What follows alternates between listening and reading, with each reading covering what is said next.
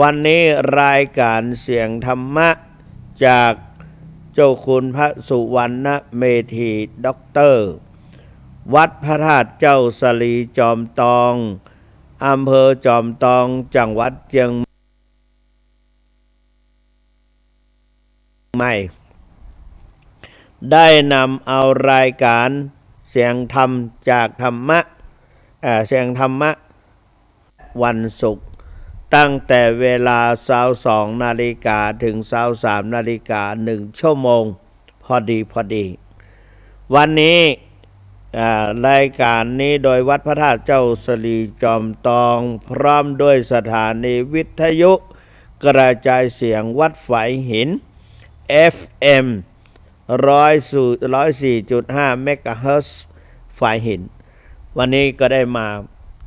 พบปะกับท่านสาธุชนแถมวาระหนึ่งท่านสาธุชนพุทธบริษัททั้งหลายเกือบจะบัดตันวันนี้ได้ทางวัดพระธาตุหริพุนชัยโดยการนำของพระเดชพระคุณท่านเจ้าคุณพระเทพรัตนนายกเจ้าอาวาสวัดพระธาตุหริพุนชัยและเจ้าคณะจังหวัดลำพูน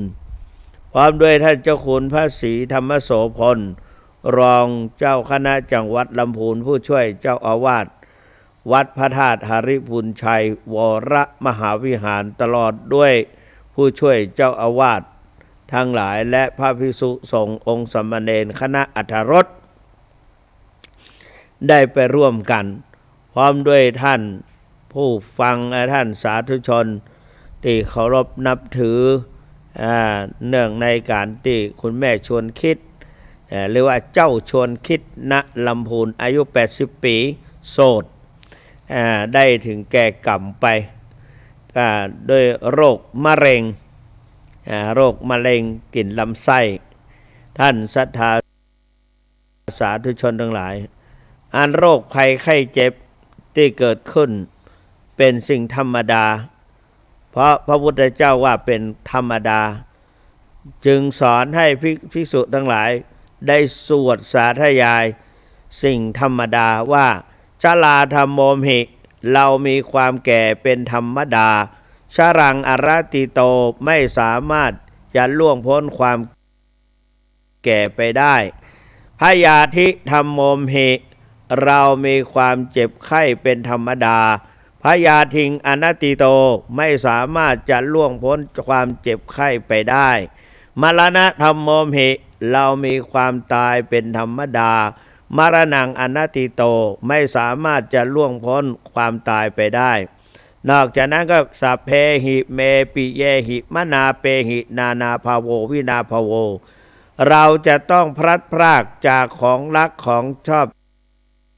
ใจทั้งหลายทั้งปวงกรรมสะโกมหิเรามีกรรมเป็นของตนกรรมยาโทเป็นผู้รับผลของกรรมกรรมโยนิเป็นผู้มีกรรมเป็นกำเนิดกรรมพันธุเป็นผู้มีกรรมเป็นเผ่าพันธุ์กรรมปฏิสารโนเป็นธรรมเป็นที่มีที่พึ่งพาอาศัยยังกรรมังกริสามิเราทำกรรมใดไว้กัลยาณังวาปาปกังวาดีหรือชั่วตัสสะทายาโทภวิสามิจากเป็นผู้รับผลของกรรมนั้นเอวังอัมเหหิอภินหังปัจเจเวกขิตพังพึงพิจารณาเนืองทุกวันอย่างนี้แลนะ เพราะนั้นสิ่งที่พระสัมมาสัมพุทธเจ้าให้พิจารณาว่าสิ่งเหล่านี้นะพิจารณาบรรพชิตควรพิจารณาถึง10 ประการด้วยกันแต่วันนี้เอา5 อย่างก็เรียกว่าอภินหปัจเจเวกขณะ5เพราะนั้นท่านสาธุชนทั้งหลายความเจ็บความปวดความแก่ก็มีอยู่2 ประการคือปฏิฉันนชราอปฏินชราแก่เพราะปกปิดคือความเจริญวัยตั้งแต่เกิดมาความเจริญรุ่งเรืองความเจริญวัยจากปฐมวัยเข้าสู่มัชฌิมวัยอันนี้วัยนี้เป็นเรียกว่าวัยปกปิด ต้องการเลี้ยงก็ต้องการให้ใหญ่บ่ใหญ่ก็ต้องการให้ใหญ่ไม่โตก็ต้องการให้โตนะพ่อแม่จึงมีพยายามขนมกำเกี้ยงเลี้ยงดูให้โภชนาหารให้อะไรต่าง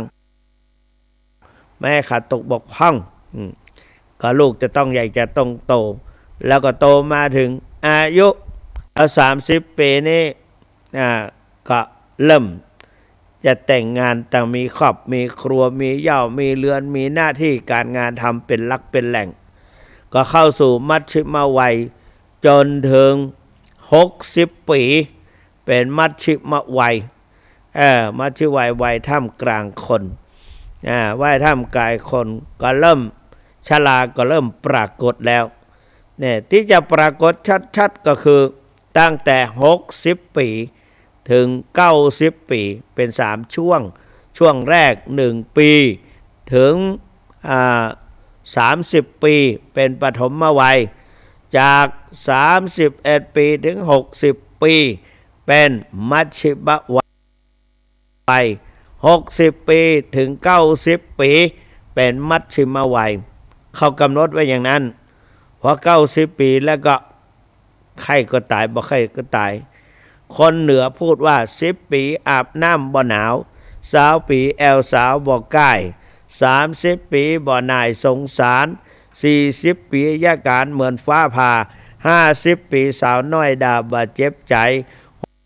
60 ปีไอเหมือนฟานโคก70 ปีบ่หกเต็มตัว80 ปีไข้หัวเหมือนให้90 ปีไข้ก็ตายไม่ไข้ก็ตายผู้ที่เลย90 ปีถือว่าเป็นผู้ได้กำไรเป็นผู้กำไรวันนี้ไปเทศในงานบำเพ็ญกุศลศพคุณแม่ชวนคิดณลำพูนอายุ80 ปีผู้ที่ไปฟังที่ท่านมีคุณสันเทพมณีอดีตผู้แทนราษฎรจังหวัดลำพูนท่านเคยเป็นรัฐมนตรีก็หลายครั้ง ในสมัยที่เป็นผู้แทนราษฎรท่านอายุ94 ปีถามไปตะกี้วันนี้คืนที่ไปเทศมาแต่ว่าสังขารก็เป็นไปตามความกระชับกระเฉงความคล่องตัวก็หายไปเป็นความที่จะต้องคอยระวังนะวังกายกับจิตจะไม่พร้อมกันแล้วความเชื่องความ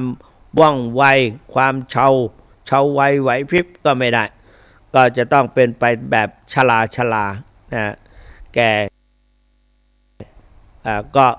ลุกก็แบบคนแก่นั่งก็แบบคนแก่กินก็แบบคนกินคนแก่พูดก็แบบคนแก่พูดนะสรุปแล้วก็ทำแบบคนชราเพราะชรานั้นจะหยุดความกระฉับกระเฉงความว่องไวทุกอย่าง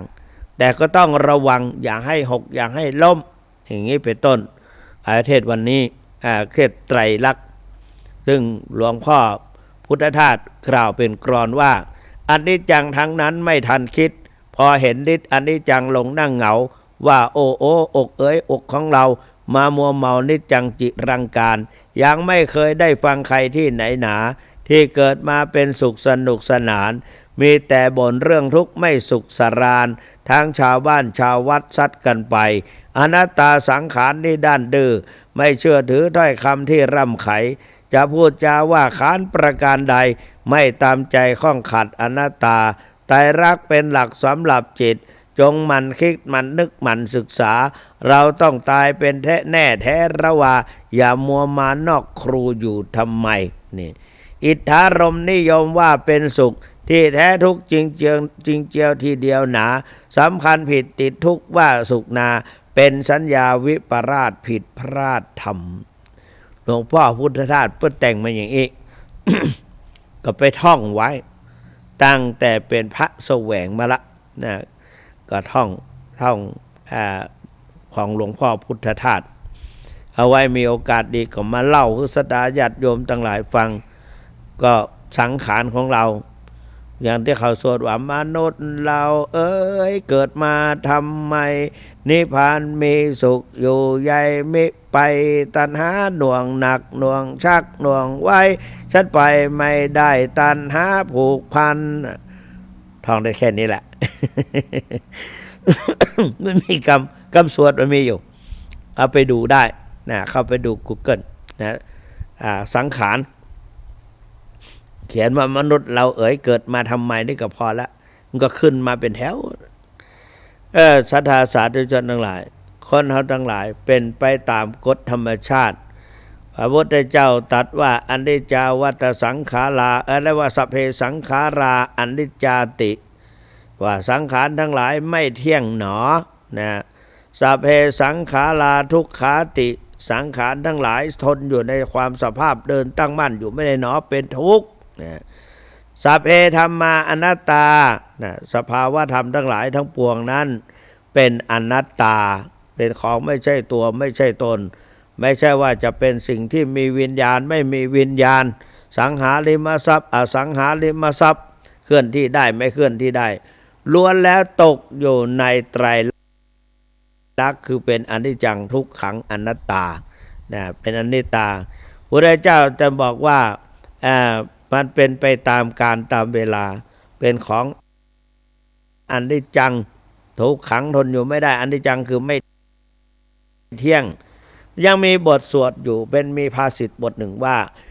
อัจเจนติการาตรยันติรติโยวโยคุณาอนุปุพังชะหันติการเวลาย่อมล่วงไปราตรีย่อมผ่านไปชั้นแห่งวัยย่อมละลำดับไปอย่างที่ว่าตะกี้ ไม่เป็นอย่างนี้ชั้นแห่งวัย3 วัยนี้ย่อมละลำดับไปผลสุดท้ายก็ต้องตายอยู่บ่ได้ถ้าไม่ตายก็คนก็ต้อง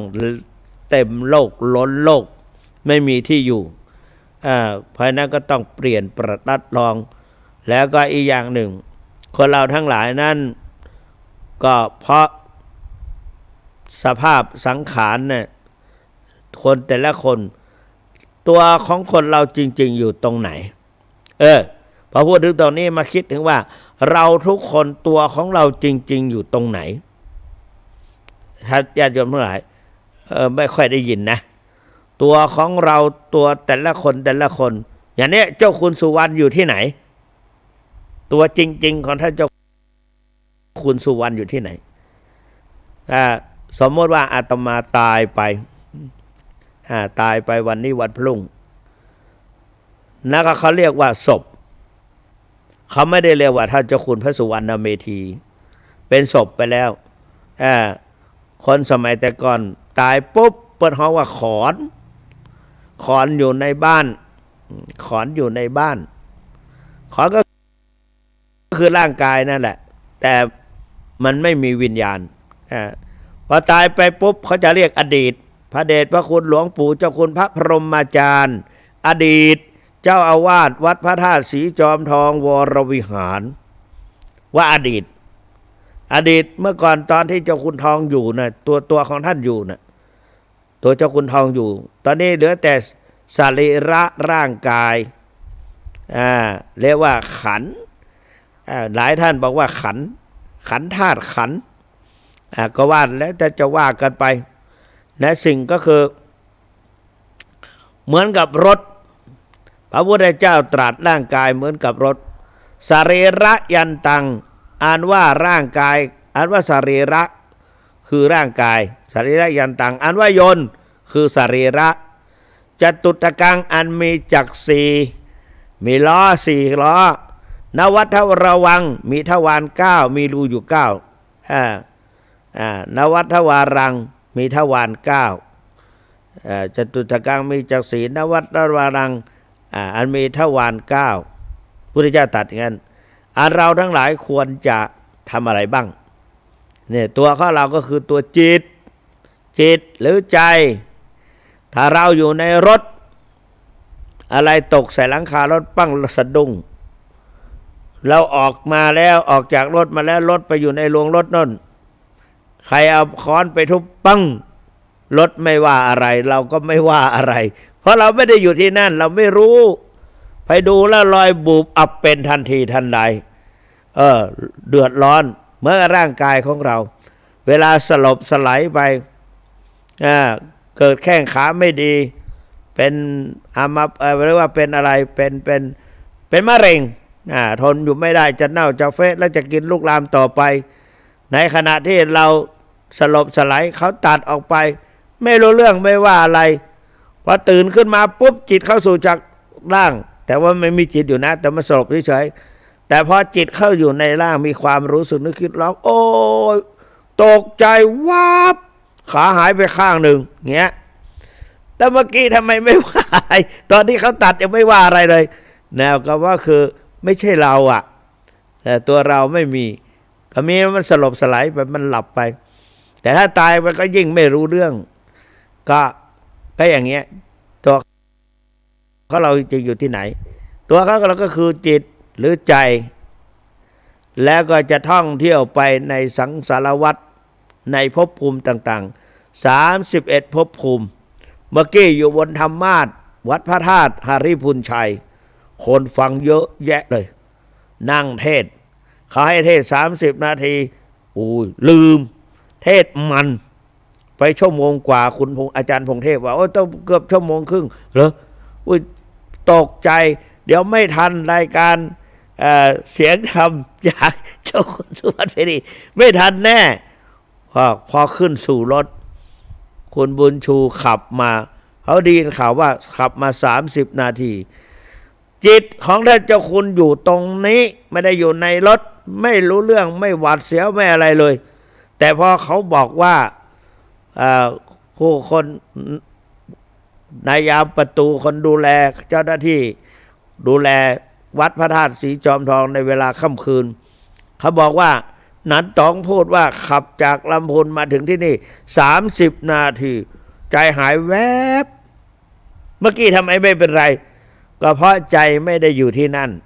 ใจกลัวจะไม่ทันรายการนี่เห็นไหมไม่เป็นไรเลยนั่งใช้ถึงไหนละเชียร์ถึงที่ตรงนั้นละเดี๋ยวถึงตรงนั้นละเชียร์แต่พอเขาบอกว่าจากลำพูนพระธาตุหริพุนชัยลำพูนถึงจอมทอง30 นาทีตามปกติไม่อย่างนั้นเป็นชั่วโมงมั้งเนี่ยก็รู้สึกใจหายใจคว่ำอันนี้พอจิตเข้าไปสู่ในร่างกายของเราไปอยู่สิ่งที่อยู่พอละจิตท่องเที่ยวไปในสังสารวัฏบางครั้งเป็นพรหมบางอารมณ์เป็นเทวดาบางเวลาเป็นมารบางการเป็นยักษ์ในพระไตรปิฎกนอกจาก31ภพภูมิท่านยังกล่าวว่ามีสิทธิ์ที่จะไปเกิดที่สั้นๆ7 ที่7 ที่คืออะไร1นรก2เปรตหรืออสุรกาย3สัตว์เดรัจฉาน4มนุษย์5สวรรค์6 ชั้น6พรหม16 ชั้นและ7อรูปพรหม4 ชั้นนี่อรูปพรหม4อากาสานัญจายตนะภพวิญญาณัญจายตนะภพอากินจัญญายตนะภพเนวสัญญานาสัญญายตนะภพหรือภูมิก็ว่ากันไป เกิดเป็นมนุษย์เอาเกิดเป็นในนรกก่อนคนเมืองเหนือว่าคนมักโกทะสวกก้าสหาวกำกึดบ่ยาวใจดำกำเศร้ามีโทษนักเหลือสุรานำเหล้าโกทะคนเฮามนุษย์ความโกรธ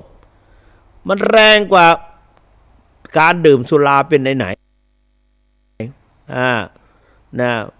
เมื่อทำไปจริงก็ได้เป็นทุกข์เพื่อเปื้อนเดือดร้อนสะท้อนตัวเองสุดแต่นักเลงเขายังนั่งให้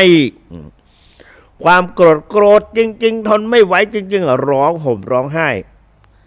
อย่างเด็กตัวเล็กๆใครไม่มาประคบประหงม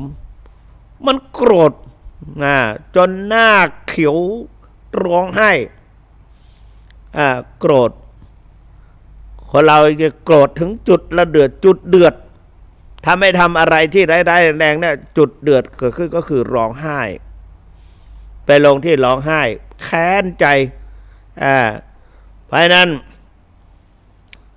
ทุกขโทมนัส อุปยาสะความคับแค้นใจความคับแค้นใจทนไม่ไหวก็ร้องไห้แต่พอโกรธมากๆเนี่ยได้จิตดับปุ๊บเนี่ยทำความดีมาตลอดเกือบทั้งชาติแต่พอเสียทีได้โกรธจนสุดโต่งสุดขีดแทนที่จะได้ไปเกิดบนสวงสวรรค์ก็ได้ไปเกิดในนรกเพราะพกไปด้วยความโกรธเห็นไหมเพราะฉะนั้นพระพุทธเจ้าบอกว่าฆ่าความโกรธนั่นแหละว่าฆ่าความโกรธย่อมดีไฟราคะกิโทสักขิโมหคิโทสักขินั่นเป็นไฟโทสะย่อมบันดาลเผาผลาญแต่ก็จริงราคะด้วยโมหะด้วยก็ถือว่าเป็นไฟ3 กองแต่ที่ร้ายแรงที่สุดก็คือโทสักขินะราคะคิไปเกิดราคะคิไฟคือราคะก็คือความโลภโมโทสันไปเกิดเป็นเปรตและอสุรกายเนี่ยโลภะมีความโลภไปเกิดเป็นเปรตและอสุรกายอสุรก็คือความไม่เกรี้ยวกล้าจิตใจอ่อนล้าไม่แข็งแรงเพราะฉะนั้นใครเห็นผีนี่ก็เป็นอสุรจิตใจไม่แข็งไม่สามารถจะควบคุมแม้แต่ร่างกายของตนเองได้เพราะฉะนั้นเราจึงไม่ค่อยเห็นผีเพราะว่าไม่เกรี้ยวกล้าวิญญาณไม่เกรี้ยวกล้าไม่อาจหาญไม่มีรูปร่างก็เลยไม่มองเห็นใครแต่ความจริงในรอบตัวเราเนี่ยเขาอยู่ตรงเต็มไปหมดจำพวกเปรตอสุรกายเต็มไปหมดว่างั้นในวัดพระธาตุสีจอมทองก็เยอะแยะก็มีคนไปเห็นหลายคนว่าไปก็ขายหน้าลูกหลานก็เขาก็มาถามแต่ไม่ได้ถามเจ้าคุณถามคนอื่นแต่คนอื่นมาเล่าให้ฟังอีกทีแต่ว่าคนเล่านั้นเราก็ไม่มั่นใจบางทีกับคนที่เขาบอกว่าเห็นนั้นเขาอาจจะมีจิตใจคิดไม่ดีต่อกันหรือมีความอาฆาตมาดร้ายใส่ร้ายป้ายสีกันแม้จะตายไปแล้วฉันก็จะต้องให้โทษแก่คุณเราก็ไม่รู้ ให้เราไว้นั่นฟังหูไว้หูฟังไว้เตือนจิตเตือนใจของเราถ้าเราเป็นคนอย่างนั้นอย่างนี้ก็จะต้องไปเกิดเป็นนั่นเป็นนี้จะต้องไปให้คนเห็นคนไปเห็นเป็นรูปร่างสมมติเจ้าคุณพระสุวรรณเมธีด็อกเตอร์อยู่ในวัดพระธาตุสีจอมทองไปมัวแต่ขบแต่ชั้นใดโลภโมโทสันหยิบฉวยเอาดนเอานี่ก็ไม่แน่ตายแล้วก็อาจจะเกิดเป็นเปรต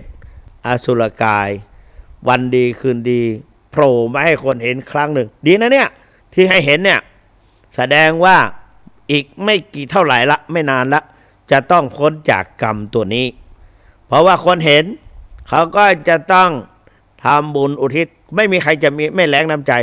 สมมติว่าเขาเห็นเจ้าคุณพระสุวรรณเมธีเขาก็บอกโอ้เจ้าคุณมีน้ำใจเนี่ยตอนนั้นความดีของแกก็ยังมีอยู่บ้างนะก็อุทิศส่วนบุญบางทีแกไปพูดให้ญาติเราฟังญาติก็อาจจะกรวดน้ำไปให้ไปพูดให้ญาติโยมฟังยินเจ้าคุณออกอากาศไปทุกวันให้ความรู้แก่ญาติโยมให้ท่านญาติโยมมีความสนุกเพลิดเพลินญาติโยมก็สิดูเนาะนะถ้าเจ้าคนจอมทองโอ้ไปดีดูท่านมหาเสวงหรือเจ้าคุณสุวรรณอุตส่าห์แยกกันยังไงหรือว่าทำดีมาตลอดปีตายไปปีเพศพระบุญก็ต้องอุทิศให้แต่เวลาเขาก็ทำให้ทุกครั้งเวลาทำบุญสุนทานมคณายกก็กล่าวถึงชื่อขอโกศลผลบุญไปจุจอดลอดถึงปุรพาจารย์ประดิษฐ์เจ้าอาวาสแต่ละพระองค์องค์ที่หนึ่งคือองค์ที่สององค์ที่สามแม้แต่พระที่มรณภาพภายในวัดเขาก็เคยพูดให้เขาก็เคยกล่าวนามปลัดชาติบ้างอะไรเลยหลวงพ่อจวงหลวงพ่ออะไรต่างๆเขาก็อุทิศส่วนบุญไปให้หมดก็เชื่อแน่เหลือเกินว่าถ้าปรากฏให้คนเห็นแล้วก็พอเขาเอ่ยชื่อแล้วก็โอ้สาธุ ก็พ้นจากความเป็นเปรตอสุรกายแน่เห็นไหมอันนี้ก็เพราะความโลภแม่ของอาตมาเนี่ยพูดให้เสมอเวลาอย่าไปอยู่ตรงไหนก็ตามตั้งแต่อยู่ผ้าบาทตากผ้าอย่าไปใกล้ตู้เงินอย่าไปนี่เป็นกรรมการเบิกเงินมีความเปิดตู้เปิดอะไรกลัวลูกจะตกเป็นทาสของความอยากเพราะว่าเราไปเปิดไม่หลายคนเอง บางทีอย่างพระบัตรผ้าเนี่ยไป2 รูปไปเปิดตู้ด้วยกันบางทีก็ลักษณะที่เปิดอีกองค์หนึ่งก็เปิดกุญแจเรียบร้อยอีกองค์หนึ่งก็เอามือล้วงควักหรือว่าเขี่ยออกมาเอาออกมาใส่ถุงย่ามถุงอะไรก็แล้วแต่ก็เก็บมาเนี่ยก็ความไว้ใจซึ่งกันและกันใครจะไปรู้เกิดมีแบงค์พันหลุดออกมาเพลบหยิบฉวยของเขาว่าไงจิตของคนเราความโลภมันเกิดขึ้นโดยเฉียบพลันแล้วก็เพื่อนไม่ได้สังเกตก็อาจจะเอาไปได้เพื่อนก็เหมือนกันเราไม่ทันสังเกตอาจจะหยิบฉวยก็ได้แต่ว่าเราก็มีธรรมวินัยปาราชิก1เสพเมถุน2ถือเอาสิ่งของที่เจ้าของเขาไม่ได้ให้จะเป็นของสงฆ์ก็ดีของส่วนกลางก็ดีเกิด5มาศกก็ต้องขาดจากความเป็นพระบวชมาตั้งนานไปขาดเอาเสียตรงเงินแค่นั้นไม่คุ้มกันเราก็ไม่ทำมีสติอยู่ทุกเมื่อก่อนที่เราจะเข้ารับตำแหน่งเป็นฝ่ายเปิดเงินเปิดตู้เปิดอะไรต่างๆเราก็อธิษฐานไว้หรือว่าปฏิญญาณไว้จะทำหน้าที่โดยสุจริตครูบาก็บอกว่าระวังหือดีเนอเหมือนงูตัวหนึ่งมีครั้งหนึ่งครูบาวัดพระบาทตากผ้าครูบาพรหมมามีคนเอาสตังค์สมัยก่อนใบแดงนี่ถือว่าโอ้โหเวลาเพลงก็จะมีใบละ100แดงเนี่ยมามั่นขวัญตาปัจจุบันนี้เขาไม่พูดถึงละใบละ100แดงสมัยก่อนเป็นอย่างนั้นเองได้เงิน100เนี่ยโอ้โหเรียกว่าไก่แดงชอบกินไก่แดงก็คือแบงค์100แดงใบแดงโยมเขาเอาแบงค์100แบงค์20ไม่50ยังไม่มีแบงค์100แบงค์10แบงค์20มาถวายก็ถึงแค่แบงค์100แบงค์500ยังไม่มี ก็มาถวายเต็มพานแล้วก็หลวงปู่ครูบาวัดพระพุทธบาทตากผ้าก็เอาผ้าห่มคลุมตัวท่านน่ะเหมือนกับท่านเจ้าคุณห่มคลุมทุกวันเหมือนกันเราไปหนาวอะไรนะวันนี้ก็เหมือนกันไปเทศห่มคลุมเข้าไปมีผ้าห่มคลุมกันหนาวเข้าไปญาติโยมเขามองสงสัยเจ้าคุณไม่สบายแต่แท้ที่จริงเราสบายเรานั่งรถแอร์คุณบุญชูเขาเปิดแอร์แรงไปหน่อยแต่คุณก็สวมหมวกอุ่นคลุมผ้าหลับสบายไปตลอดทางพอถึงจุดหมายปลายทางตุลุงครับถึงแล้วครับแล้วก็ตื่นขึ้นก็ออกแต่ว่ามันยังหนาวก็เลยถือผ้าข่มคลุมไปด้วยพอเข้าไปพอได้สติก็เลยที่นี่เขามีพัดลมทุกตัวหลายตัวเป็น10ในศาลา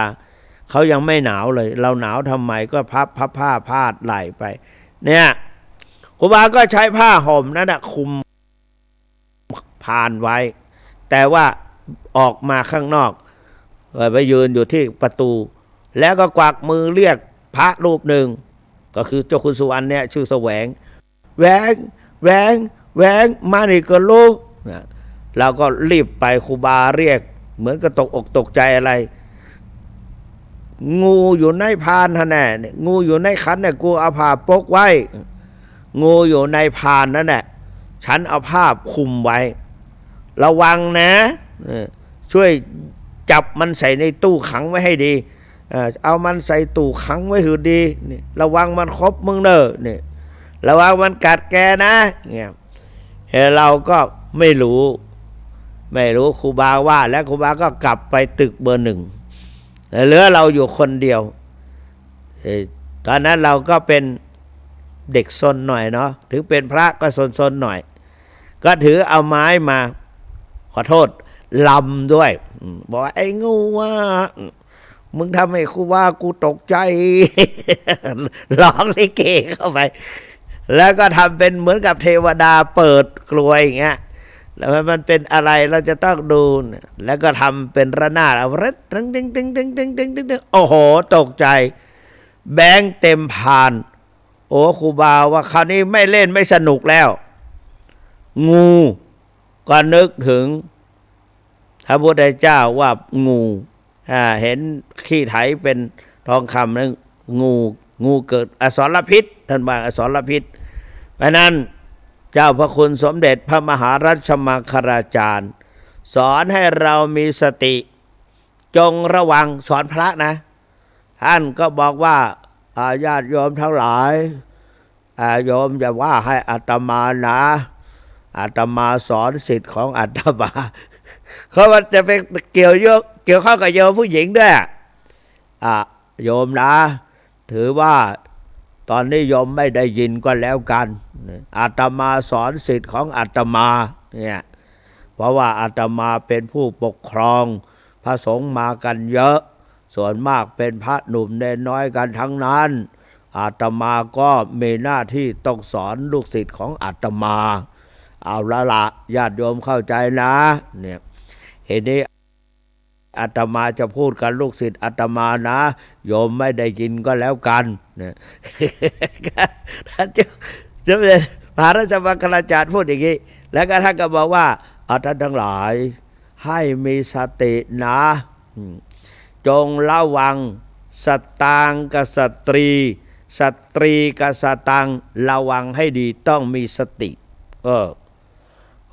สตางค์กับสตรีกับสตางค์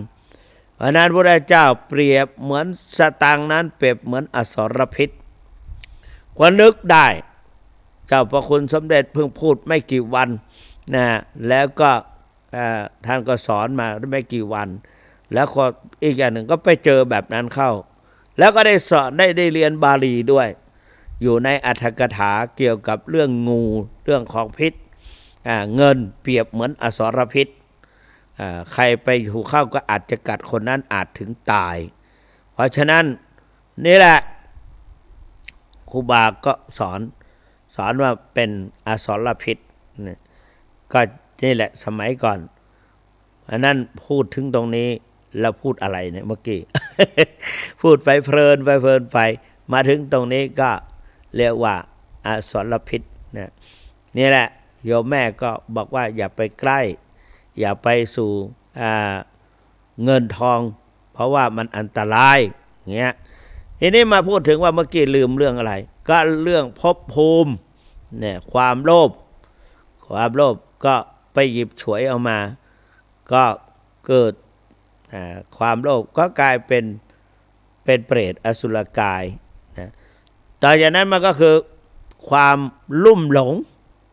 โมหะโมเมาลุ่มหลงอันนั้นเป็นของเราลุ่มหลงยศถาบรรดาศักดิ์ตำแหน่งหน้าที่อะไรต่างๆอย่างสมมติว่าอย่างเมื่อกี้เนี่ยอาตมาภาพเจ้าคุณพระสุวรรณเมธีด็อกเตอร์ถ้าเราไปติดมันนะเขาประกาศว่าพระมหาแสวงหรือตู้แหวงเข้ามาโอ้สะดุ้งเลยทำไมไปพูดอย่างนั้นเราเป็นถึงพระราชาคณะแล้วก็ท่านเขาก็ประกาศว่าท่านเป็นปริญญาธรรม7 ประโยคนักธรรมชั้นเอกทำไมไม่บอกด้วยเนี่ยอยากให้เขาบอกเราจบปริญญาเอกทำไมไม่ว่าด็อกเตอร์ด้วย เขาไปติดอย่างนั้นนะลุ่มหลงโมหะโมเมาลุ่มหลงติดกับเข้าของสมบัติอะไรต่างๆแล้วก็ยศถาบรรดาศักดิ์ไม่มีโอกาสได้ประพฤติปฏิบัติกิจวัตร10 ข้อสวดมนต์ภาวนาศึกษาเล่าเรียนภาคเพียรปฏิบัติสันทัดสั่งสอนไม่สั่นคลอนศรัทธาภาวนาเป็นนิจมีภารกิจก็ปรึกษาพวงประทาไม่เหินห่างโดยเฉพาะสวดมนต์ภาวนาศึกษาเล่าเรียนในรักษาศีลนั้นเนี่ยก็เป็นสิ่งสำคัญ คนเราทั้งหลายท่านศรัทธาสาธุชนทั้งหลายอาตมา68แล้วยังไม่รู้ว่าวันไหนที่จะต้องไปความตายที่จะปรากฏในเบื้องหน้าเราไม่รู้ไม่สามารถจะรู้ว่าเราจะตายเมื่อไหร่จะตายที่ไหนและสำคัญที่สุดก็คือตายแล้วจะไปบังเกิดเป็นอะไรก็อยู่ที่จิตเตนะนิยติโลโกสัตว์โลกอันจิตย่อมนำไปจิตเตสังกิริเถทุคติปาติกังขาสังกิริจิตเศร้าหมองมีราคะโทสะโมหะแน่นอนไปเกิดในอบายภูมิมีนรกเปรตอสุรกายและสัตว์เดรัจฉานจิตเตอสังกิริเถสุขติปฏิกังขาเมื่อจิตไม่เศร้าหมองไม่มีความโลภไม่มีความโกรธไม่มีความหลงสุขติปฏิกังขาก็เกิดในสถานที่เป็นสุขติอันได้แก่มนุษย์สวรรค์พรหมและอรูปพรหมแล้วแต่คุณธรรมที่เราทำไปส่วนอบายมุขนั้นหรือว่าอบายภูมินั้นเป็นสิ่งที่น่ากลัวต้องเวียนว่ายตายเกิดต้องลงครั้งแล้วครั้งเล่าครั้งแล้วครั้งเล่าไม่รู้จักที่จะหลุดขึ้นมาได้จากอบายภูมิเหมือนกับคนไปติดคุกติดตารางที่ไม่มีกำหนดเขาเรียกว่าไม่การตัดสินจำคุกตลอดชีวิตเงี้ยประหารชีวิตหรือว่าจำคุกตลอดชีวิตไม่มีโอกาสที่จะได้ขึ้นจะได้หลุดออกมารอคอยแต่วันสำคัญของชาติวันสำคัญของชาติก็คือวันคล้ายวันประสูติของพระมหากษัตริย์พระราชาพระราชินีแล้วก็สมเด็จพระบรมวงศานุวงศ์จะได้หรือเปล่าก็ต้องอย่างเงี้ยเพราะฉะนั้นเราท่านทั้งหลายอันนี้ยังมีการหลุดพ้นยังมีสติสังวรแต่ถ้าหากว่าไปอบายภูมิเนี่ยลำบากอยู่ที่จิตนะอาสันกรรมตอนจิตจะหลุดออกจากร่างไม่รู้ว่าอะไรจะมาปรากฏอาหารจานไหนเมนูไหนเขาจะเอาอะไรมาเสนอเรามันจะปรากฏอยู่ที่จิตหมู่บ้านอะไรก็ไม่รู้ที่จะมาปรากฏนะหมู่บ้านอบายภูมิเข้ามาก็ยุ่งก็อาจจะไปเกิดเป็นสัตว์เดรัจฉานก็ได้การไปเกิดเป็นสัตว์เดรัจฉานก็ต้องทุกข์ทรมานเนี่ยก็อย่างท่านทั้งหลายเห็นสัตว์ทั้งหลายอย่างเป็นสุนัขเป็นวัวเป็นควายไม่สามารถจะช่วยเหลือตนเองได้ยุงกัดทั่วตัวทำอะไรได้พี่แต่หางปัดก็ไม่ทั่วตัวหูปัดก็ไม่ทั่วเท้าจะยกขึ้นมาถีบข้างบนก็ไม่ได้ทำไม่ได้ก็ยุงก็กัดอย่าว่าแต่วัวควายเลยแม้แต่เราเป็นพระสงฆ์องค์สามเณรตอนเย็นเนี่ยยุงเยอะไปเดินจงกรมญาติโยมมันทะลุเข้าไปถึงสบงเชียวนะมันมุดลอดเข้าไปได้เพราะว่าเราไม่ได้ใส่กางเกงเหมือนชาวบ้านแล้วมันก็เข้าไปตามเนื้อตามตัวต้องคุมหน้าร้อนก็คุมเพราะยุงมันเยอะแล้วเราก็มานึกถึงสัตว์เดรัจฉานเรายังมีมือนะแล้วยังมีหมวกคอยป้องพัดมีหมวกมีอะไรวำอะไรครอบหัวไว้มันก็ยังเข้าไปกัดที่ไหนว่างมันก็กัดเพราะนั้นนี่แหละเราก็นึกถึงตรงนี้เหมือนกับเรานอนอยู่โรงพยาบาลคนเติมน้ำเกลือให้เติมที่แขนแล้วก็เราดิ้นมากเขาก็ผูกแขนเราติด ที่รั้วเตียงนอนทั้งสองข้างยุงกัดแข้งกัดขาช่วยเหลือตัวเองได้ไหมไม่ได้ชั้นใดยิ่งเป็นสัตว์เดรัจฉานก็ยิ่งช่วยเหลือตัวเองไม่ได้เพราะฉะนั้นการที่เราจะไปเกิดในภพภูมิต่างๆอะไรไปจิตนั่นแหละเป็นตัวไปพระพุทธเจ้าก็สอนให้เราทั้งหลายไม่ต้องเวียนว่ายตายเกิดในสังสารวัฏได้แก่วิปัสสนากรรมฐานแนวสติปัฏฐาน4ปฏิบัติแล้วจะได้อะไรปฏิบัติแล้วจะได้อะไรเอาได้ก่อนดีกว่าจะได้อะไรก็คือเพื่ออะไรจึงต้องปฏิบัติเพื่อปฏิบัติเพื่ออะไร สติปัฏฐานสี่ย่อมเป็นไปเพื่อสัตตานังวิสุทธิยาเพื่อความหมดจดบริสุทธิ์แห่งจิตใจของสัตว์ทั้งหลายเนี่ยของสัตว์ทั้งหลายก็ทั่วไปมนุษย์นั่นเนี่ยส่วนมากปฏิบัติวิปัสสนาพวกนกหนูมันปฏิบัติวิปัสสนาเหมือนกันอย่างนกแขกเต้าเจริญกรรมฐานภาวนาก็อยู่ในชาดกว่านกแขกเต้าเจริญกรรมฐานวิปัสสนากรรมฐานอันใดอันหนึ่งแล้วก็สามารถไปเกิดเป็นเทวดาแม่ไก่ตัวหนึ่งไปที่เวชกุฎีไปเห็นหมู่หนอนซึ่งหนอนเกิดในกองอุจจาระไปเห็นหนอนเจริญกรรมฐานในอสุภกรรมฐานหรือว่ากรรมฐานเรียกว่าปุรวกะในกองขยะเห็นหนอนโดนนั้นก็เยอะก็เจริญเป็นกรรมฐานภาวนาแล้วก็สามารถไปเกิดเป็นเทวดาจากนั้นมาก็มาเกิดเป็นสุกรมาเกิดเป็นสุกรแล้วก็มาเกิดเป็นผู้หญิงคนหนึ่งลูกสาวของชาวบ้านในขณะที่พระพุทธเจ้าเสด็จไปเนื่องจากนางเป็นผู้เคยเจริญกรรมฐานวิปัสสนากรรมฐานไปดูความสกปรกไปดูปุรวกะหมู่หนอนในกองส้วมในโถส้วมหรือว่าในกองในหลุมส้วมไม่ใช่โถส้วมในหลุมส้วมเมื่อก่อนเขาเปิดปากขุดหลุมไว้แล้วก็ไม้ก่ายไม้พาดก่อนแล้วก็ไปนั่งถ่ายอยู่ข้างบน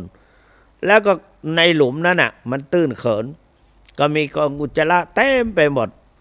แล้วก็แม่ไก่ไปกินแถวนั้นก็ไปเห็นหมู่หนอนยั่วเยี่ยในก็เจริญกรรมฐานภาวนาในขณะที่เจริญกรรมฐานภาวนาอยู่นั่นนางไม่เหี่ยวก็มาโฉบไปกินพอตายไปแล้วก็ไปเกิดเป็นเทวดาเพราะเจริญกรรมฐานภาวนาเรียกว่าปุรวกะ เรียกว่าอะไรจะเรียกว่าอะไรดีปุรวกสูตรก็แล้วกันสูตรกล่าวถึงหมู่หนอน นางแม่ไก่เจริญกรรมฐานแล้วก็ไปเกิดเป็นเทวดา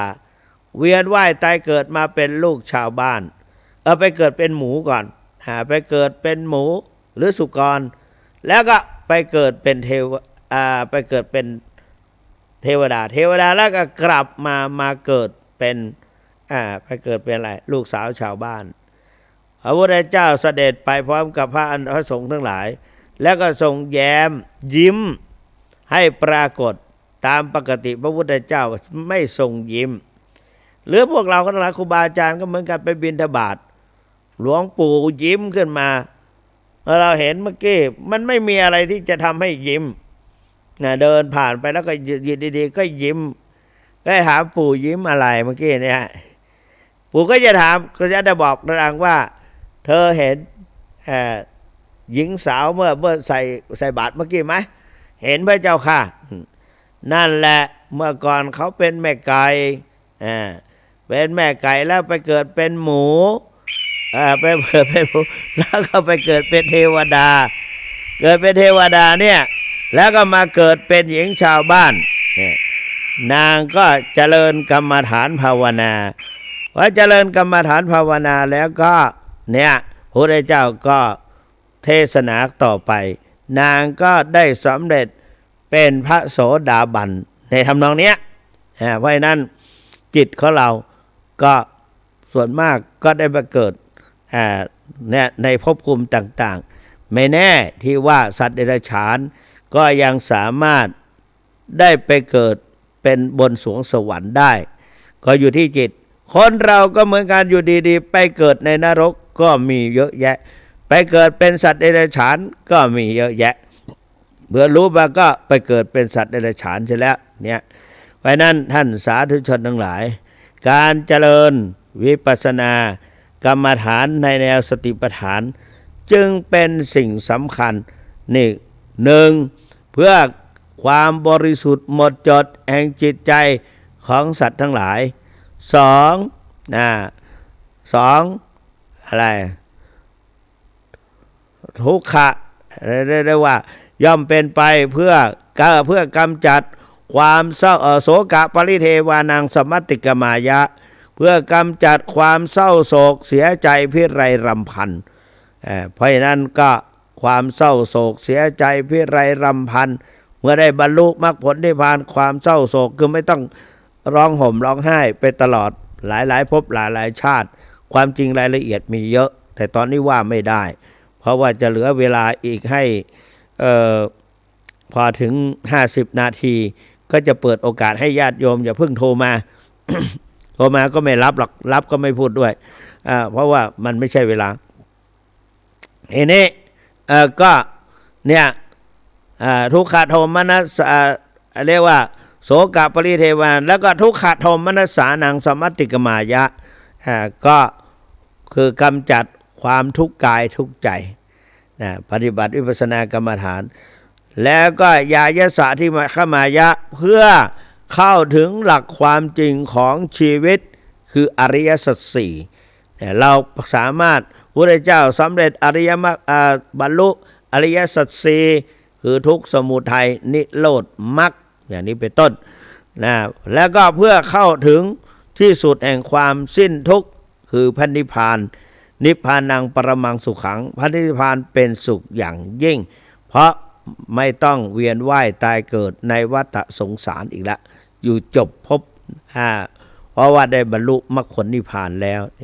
เพราะนั้นจิตใจของเราในร่อนไปแต่สำหรับมนุษย์เรานั้นก็อาศัยศีลห้า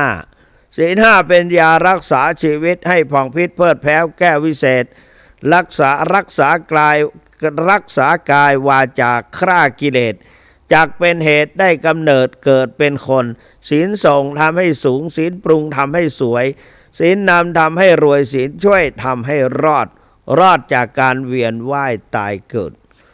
ย่อรอดจากอบายภูมิคือนรกเปรตอสุรกายสัตว์เดรัจฉาน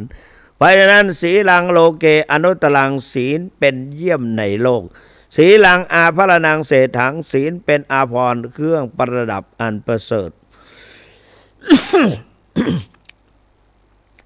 คำสรุปศีลว่า สีแลนะสุขติยันติเราจะต้องไม่ไปเกิดในอบายภูมิไปสู่สุขติสีแลนะโภคสัมปทาเราจะต้องไม่อัตคัดขัดสนจะต้องมีกินมีใช้มีบริโภคจับจ่ายใช้สอยสะดวกคล่องแคล่วสีแลนะนิพพุติยันติเย็นกายเย็นใจคือเราไม่ต้องเดือดร้อนไม่ต้องไปวุ่นวายอะไรต่างๆเพราะศีลนี่แหละตัสมาสีลังวิโสทะเยเพราะฉะนั้นจงชำระศีลคือรักษาศีลให้บริสุทธิ์ให้หมดจดนั่นเองอานิสงส์แห่งศีลนั้นก็ยังจะช่วยทำให้เป็นเหตุเป็นปัจจัยหรือว่าเป็นอุปนิสัยทำให้คนเรานั้นทำสมาธิหรือเป็นกำลังแก่สมาธิทำให้สมาธิได้ติดสมาธิได้ติดไวสมาธิได้ติดไวแล้วก็เจริญสมาธิได้ทนนานเพราะนั้นนี่ก็คือเราจะต้องรักษาจิตให้ดีทำหน้าที่ให้ถูกต้องมีสติไม่บกพร่องความเศร้าหมองก็จะหมดไปหากรักษาจิตไม่ดีทำหน้าที่ไม่ถูกต้องแถมมีสติบกพร่องความเศร้าหมองก็จะมากมายรักษาจิตให้สะอาดเวลาเช้าให้ขาวเวลาเพลให้เย็นเวลาค่ำให้ชุ่มฉ่ำเวลากลางคืนให้สดชื่นทุกขณะลมหายใจนั่นก็คือวิปัสสนาในแนวสติปัฏฐานสี่คือกายเวทนาจิตธรรมกายก็หมายเอาอิริยาบถสี่ยืนเดินนั่งนอนอย่างมีสติยืนเดินนั่งนอนอย่างมีสติโบราณว่าสติมาปัญญาเกิดสติเตลิดจะเกิดปัญหาสติมาปัญหาหายสติตายโชคร้ายแน่นอนสติดีจะมีสตางค์สติเหินห่างสตางค์ไม่มีสติมาปัญญาเกิดสติเตลิดจะเกิดปัญหาอย่างนี้เป็นต้นเพราะนั้นเราจึงต้องสติอยู่กับกายเรียกว่ากายานุสติสติอยู่กับเวทนาคือความเจ็บไข้ได้ป่วยเรียกว่าเวทนานุสติปัฏฐาน สติควบคุมอยู่กับจิตเรียกว่าจิตตานุปัสสนากรรมฐานสติกำหนดความเกิดขึ้นตั้งอยู่ดับไปของรูปนามเรียกว่าธรรมานุปัสสนาสติปัฏฐานวันนี้อาตมาภาพได้พูดมาถึง50นาทีเหลืออีก10นาทีเปิดโอกาสให้ท่านสาธุชนพุทธบริษัททั้งหลายได้โทรเข้ามาได้ตอนนี้ใครพูดที่โทรมาเมื่อกี้ก็ยังไม่คุยด้วยต้องขออภัยเพราะว่ามันจะเป็นกระท่อนกระแท่นนะข้าวยังไม่สุกก็ยกลงมาแล้วก็ขึ้นตั้งใหม่มันจะไม่ประติดประต่อกันจะเป็นกระท่อนกระแท่นเพราะนั้นการบรรยายมาถึงตนนี้ก็เปิดโอกาสให้ญาติโยมได้โทรเข้ามาได้0817830215เนี่ยโทรเข้ามาแล้วนะเจริญพรโทรจากไหนเจ้า700 ปีสาธุสาธุบัดเดี๋ยวนี้วัดพระธาตุจอมทองฝนตกนะเนี่ยนะฝนตกสว่าพอใกล้จะจบเลยฝนตกนั่นมันตกทั่วฟ้าฝนตกทั่วฟ้า ดีละดีฮะนั่นแหละบัดเดี๋ยวนี้จอมตองตกผ่านไปตะพุ่นสว่ามาถึงนี่บัดได้ยินละไปที่อื่นละก็กระจายขนาดฝนยังกระจายธรรมะอาตมาก็กระจายไปทั่วนั่นบัดเดี๋ยวนี้มีสายเข้ามาโยมอาตมารู้สึกดีใจที่โยม700 ปีโทรเข้ามาขอขอบคุณและอนุโมทนาเด้อกดปิดกรรมปีกดปิดกรรม0817830215เข้ามาแล้วเจริญพรครับนี่นี่หางดงแม่นนท์อันนี้อะไรนะจะเจียงดาวตะกี้กดเข้ามาแม่นก็ก็ได้เหลือค่า50นาทีค่อยกดนะค่า50นาทีค่อยกดขอบคุณมากๆที่ติดตามฟังรายการของท่านเจ้าคุณเนาะนั่นน่ะท่านเจ้าคุณก็นึกได้อะไรก็พูดออกไปวันนี้นะฮะต้องขอ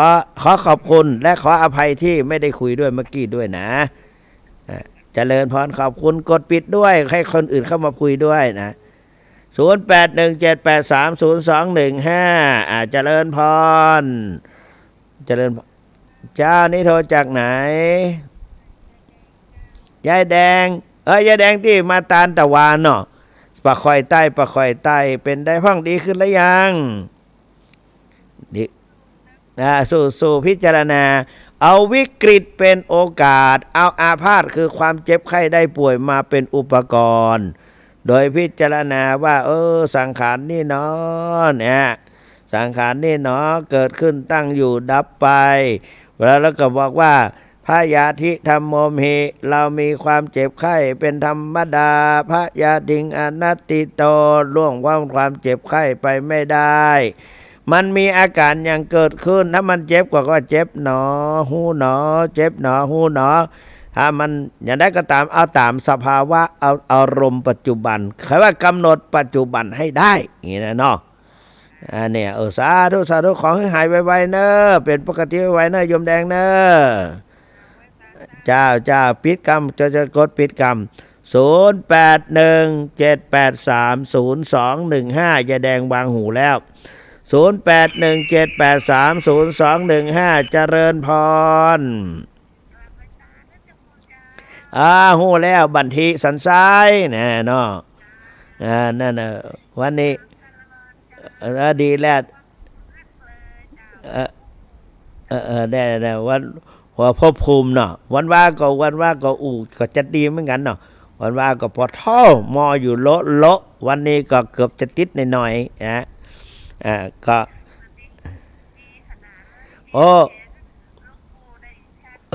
ครูบาวัตตะภานั่นน่ะอายุวันโนสุขังปะลังปิดกันเนาะคนอื่นกำลังโทรเข้ามาปิดเสียงกัน0817830215หายไปเหี้ย0817830215มีอยู่หรือเปล่านะแต่ต้องรอแถม7 วันถึงจะมาไขว้นะ 7 วันบ่ฮู้ว่าวันพุธหน้ามีหรือไม่แต่วันพฤหัสมีแน่วันพฤหัสมาก็เหลือแถม6 วันแต่เราก็บ่รู้ว่ามันจะตรงวันไหนนะพอได้ตรงกับวันมีการประชุมก็บ่สามารถจะออกได้ดูเหมือนว่าทางวัดจะมีการประชุมคืนวันที่28นะคืนวันที่18ก็มันบ่ตรงกัน0817830215ยังเหลือเวลาอีก5 นาที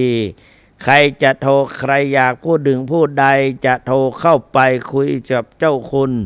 พระสุวรรณเมธีเป็นการให้กำลังใจกันว่ายืนยันว่ายังมีคนฟังอยู่นะยังมีคนฟังอยู่ถ้าบ่โทรก็บ่เป็นหยังบ่ว่ากันวันใดคนโทรนักก็ อันเนี้ยก็แต่วันนี้ก็เข้าใจว่าคนเราทั้งหลายบางครั้งก็พักผ่อนบางครั้งก็ไม่ทุกบัดตัวบัดตัน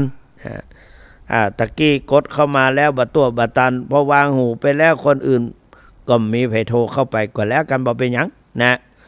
0817830215เดือน4 นาที4 นาทีมีความหมายอยากจะรู้ว่าเป็นหญิงหรือชายนะอยู่ใกล้หรือไกลก็โทรเข้าไปได้ถ้าสามารถฟังเสียงนี้ได้แล้วก็อยู่ใกล้โทรศัพท์แล้วก็เปิดไฟอยู่ไม่นอนไม่หลับหรือว่าลุกขึ้นมาทันก็ยังมีเวลาอีก3 นาที0817830215ตอนนี้เชียงใหม่สันทรายลำพูนโทรมาเชียงดาวโทรไปนะเชียงดาวโทรไปสันทรายโทรไปเชียงใหม่โทรไปเนี่ย3 เบอร์แล้ววันนี้มีแค่3เหรอหรือมีเพียง3กรุงเทพไม่มีเนาะนะกรุงเทพฟังบอกก็ไม่รู้แล้วก็คราวก่อนนั่นกรุงเทพโทรไปชื่นใจเป็นสามเณรโทรไปก็มีพระฟังด้วยหลวงพ่อหลวงลุงเจ้าอาวาสทั้งหลายก็ฟังด้วยเพราะว่าเวลาไปพบกันท่านก็บอกว่าทำไมว่าไวจังเลยเนี่ยเสียงนะถามว่าหลวงพ่อได้ยินหรือเย็นได้นั่งฟังอยู่นอนฟังอยู่เหลือ2 นาทีหลวงพ่อทักเข้ามาก็ได้นะ0817830215โทรเข้าไปคุยกับท่านเจ้าคุณหน่อยนะหรือว่าสามเณรหลวงพี่อะไรต่างๆแล้วก็อะไรต่างๆหลวงพี่ทั้งหลายแล้วก็สามเณรด้วยนะตอนนี้แปลหนังสือบาลีถ้าได้ฟังก็อยากจะผ่อนคลายเล่าเหตุการณ์สถานการณ์ในการศึกษาเล่าเรียนอยู่ตามนั้นให้ฟังก็ได้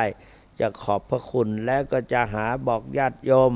ไปอุปถัมภ์บำรุงถ้าหากไม่ได้ฟังก็แล้วไปไม่ว่าอะไรกันนะไม่ว่ากันทีนี้ก็เหลืออีก1 นาที081783มาแล้วใครเนาะ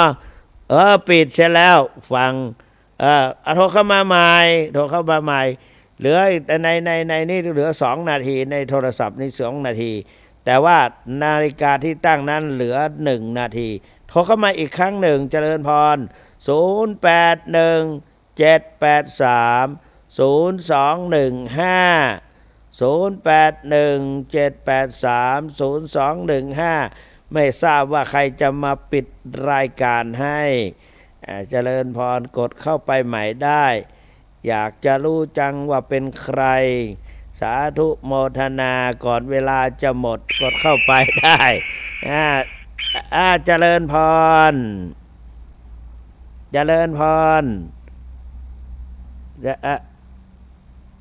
สันปงแม่ลิมโอ้ดีใจเนอะสันปงแม่ลิมสุวรรณเมธีขอบคุณจัดหลายนายโยมเนอะบ้านสันปงดีแตะแม่ลิมไม่ลิมนี่กะเจริญพรอนุโมทนาวางหูไปแล้ว สาธุพอดีหมดเวลาพอดี